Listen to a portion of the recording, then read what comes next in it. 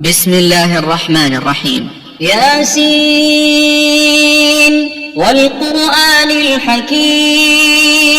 إنك لمن المرسلين على صراط مستقيم تنزيل العزيز الرحيم لتنذر قوما ما أنذر آباؤهم فهم غافلون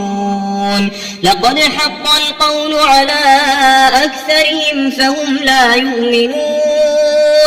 إنا جعلنا في أعناقهم أغلالا فهي إلى الأذقان فهم مقمحون وجعلنا من بين أيديهم سدا ومن خلفهم سدا فأغشيناهم فهم لا يبصرون وسواء عليهم أأنذرتهم أم لم تنذرهم لا يؤمنون إنما تنذر من اتبع الذكر وخشي الرحمن بالغيب فبشره بمغفرة وأجر كريم إنا نحن نحيي الموتى ونكتب ما قدموا وآثارهم وكل شيء أحصيناه في إمام مبين واضرب لهم مثلا أصحاب القرية إذ جاءها المرسلون إذ أرسلنا إليهم 2 فكذبوهما فعززنا بثالث فقالوا إنا إليكم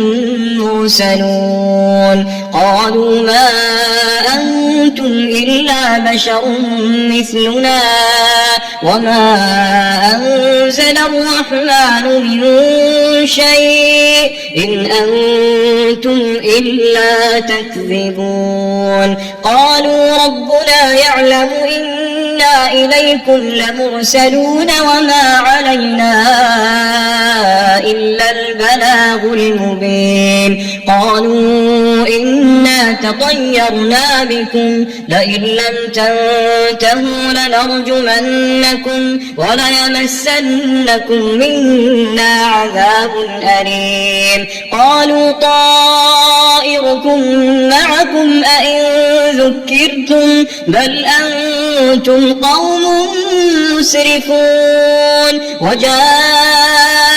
من أقصى المدينة رجل